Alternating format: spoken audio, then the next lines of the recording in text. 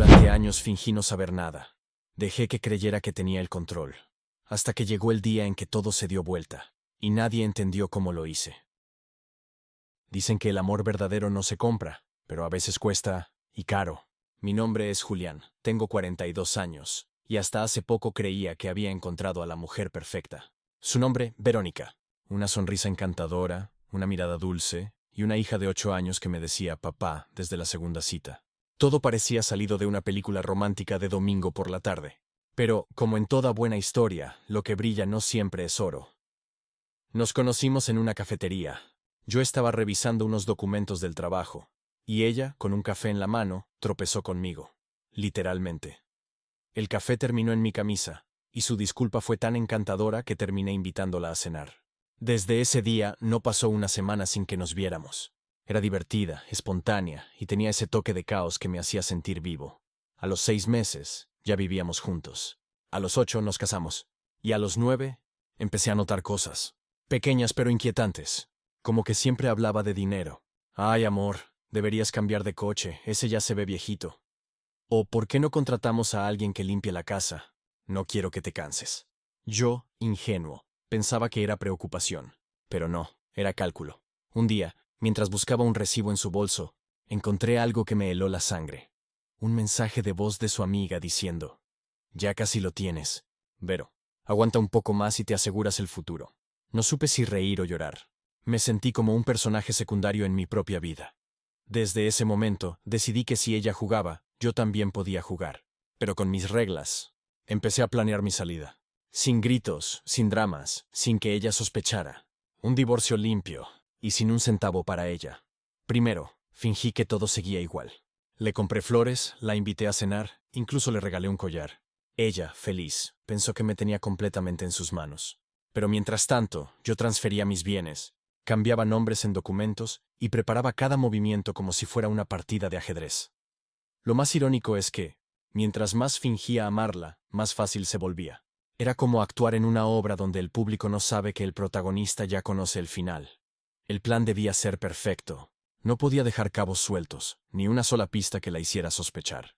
Verónica era lista, eso no lo negaba. Sabía manipular, sabía llorar en el momento exacto, sabía cómo hacerme sentir culpable por cosas que ni siquiera había hecho.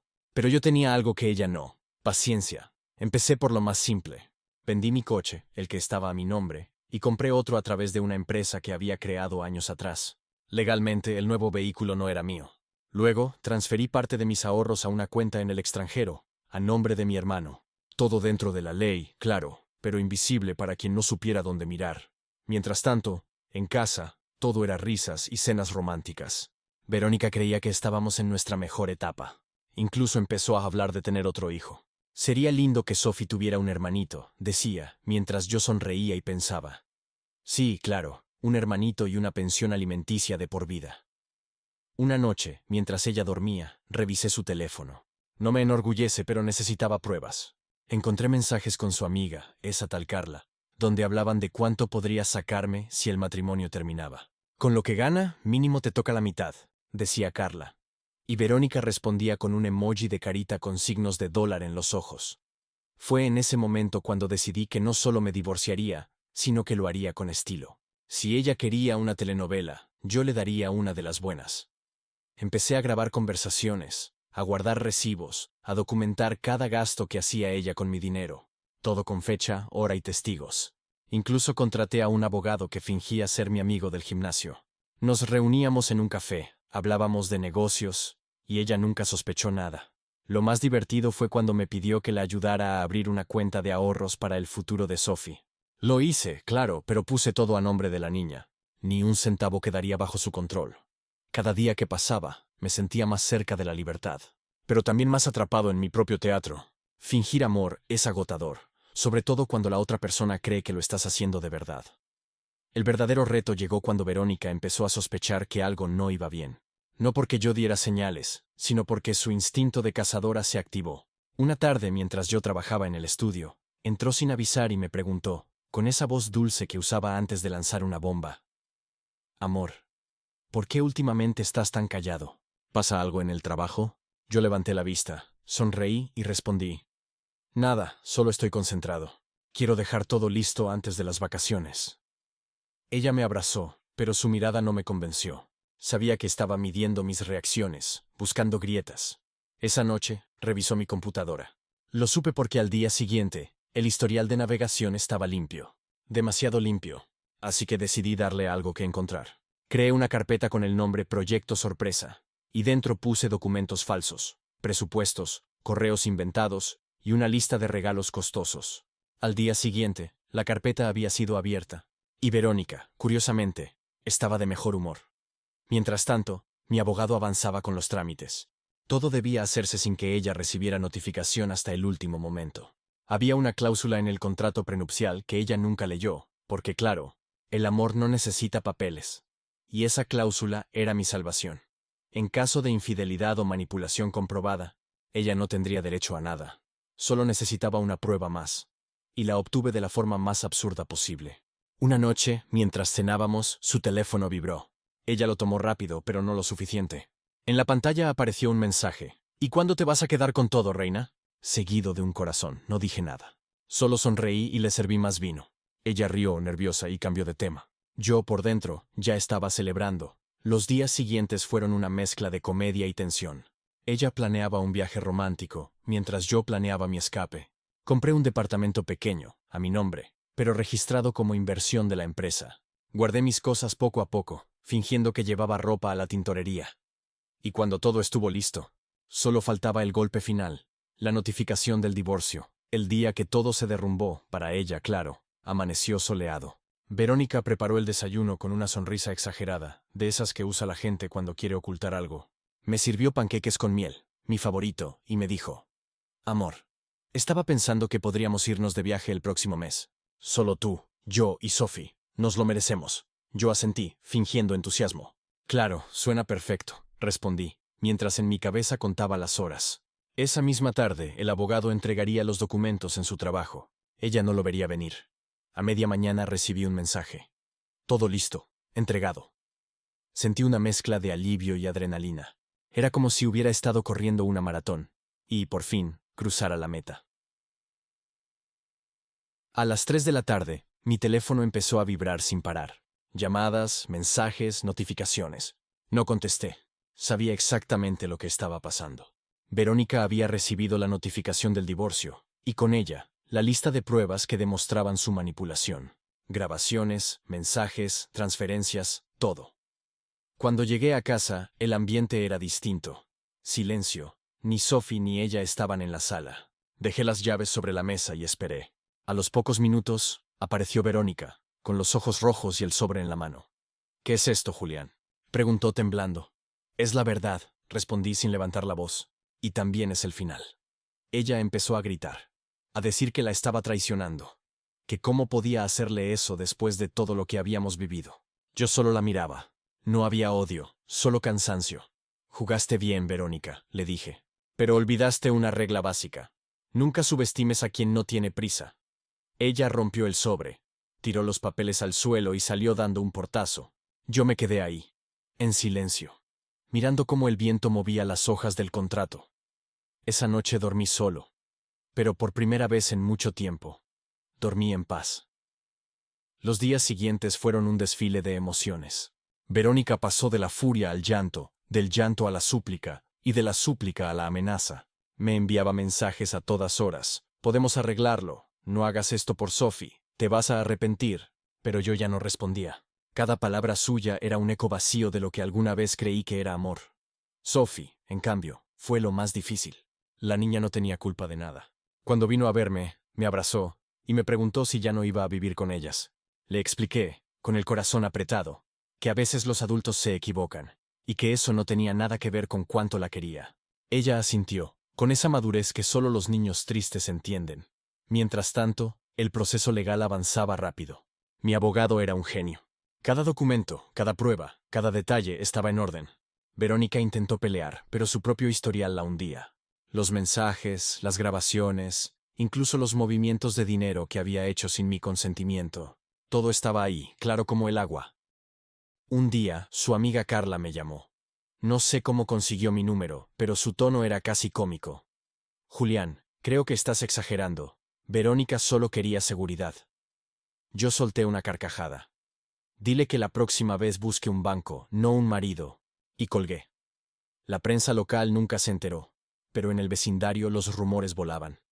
Algunos me miraban con lástima, otros con admiración. Yo solo seguía con mi vida, tranquilo, sin necesidad de explicar nada. Una tarde, mientras caminaba por el parque, vi a Verónica a lo lejos. Estaba sola, sentada en una banca, mirando su teléfono. Por un segundo, sentí pena. Luego recordé todo lo que había hecho, y la pena se transformó en alivio. El divorcio se firmó un mes después. Sin escándalos, sin lágrimas, sin dinero de por medio. Ella se quedó con su orgullo herido y su cuenta vacía. Yo, con mi libertad intacta. Y aunque muchos dirían que la venganza no es dulce, debo admitir que, en este caso, tuvo un sabor exquisito. Con el divorcio finalizado, mi vida volvió a un ritmo que casi había olvidado. Despertar sin discusiones, sin sospechas, sin esa sensación de estar viviendo en una trampa. Me levantaba temprano, preparaba mi café y disfrutaba del silencio. Era un lujo que antes no valoraba. Mis amigos, esos que habían desaparecido durante mi matrimonio, empezaron a reaparecer. Te lo dijimos, Julián, me decían entre risas. Yo solo levantaba la taza y respondía. Sí, pero tenía que aprenderlo por las malas. Y todos brindábamos, como si celebrar mi divorcio fuera una victoria nacional. Lo curioso fue que, con el tiempo, empecé a ver el lado cómico de todo. Recordaba las escenas absurdas. Verónica fingiendo sorpresa cuando le regalaba algo que ella misma había insinuado durante semanas, o aquella vez que me pidió una tarjeta adicional solo para emergencias. Y terminó comprando un bolso que costaba más que mi primer coche. Si no fuera mi vida, habría sido una gran comedia romántica. Pero no todo era risa. Había momentos de reflexión. Me preguntaba cómo había caído tan fácil, cómo confundí interés con cariño. Supongo que uno ve lo que quiere ver. Y yo, en ese momento necesitaba creer que alguien me amaba sin condiciones. Un día, mientras revisaba unos papeles en la oficina, recibí un correo inesperado. Era de Verónica. El asunto decía: Gracias. Dudé en abrirlo, pero lo hice. El mensaje era corto. No te voy a mentir, al principio sí pensé en el dinero. Pero también te quise, aunque fuera un poco. Cuida de Sophie. Ella te adora. No supe qué sentir.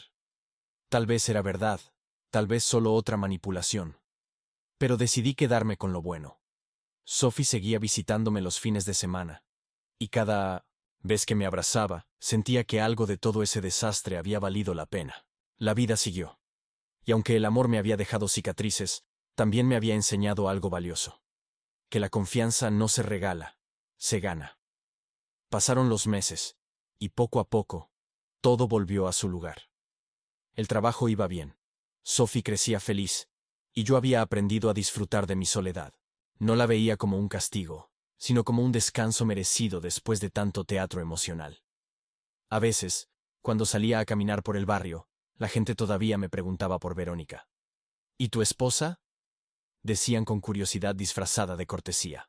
Yo sonreía y respondía: se fue con el viento, y con su plan de retiro frustrado. Algunos reían, otros se quedaban sin saber si hablaba en serio. Una noche, mientras cenaba solo, recordé una escena que me hizo soltar una carcajada. Fue aquella vez que Verónica intentó convencerme de invertir en una marca de cosméticos naturales que, según ella, iba a revolucionar el mercado. Resultó ser un esquema piramidal. Cuando le dije que no, se ofendió tanto que durmió en el sofá 3 días. Ahora, pensándolo bien, fue una de las mejores siestas que tuve en ese matrimonio. El humor se volvió mi escudo. Cada recuerdo doloroso lo transformaba en una anécdota graciosa. No por negar lo que pasó, sino porque reírme de ello era mi forma de ganar. Un sábado, Sophie me pidió que la llevara al parque. Mientras jugaba, me dijo algo que me dejó sin palabras.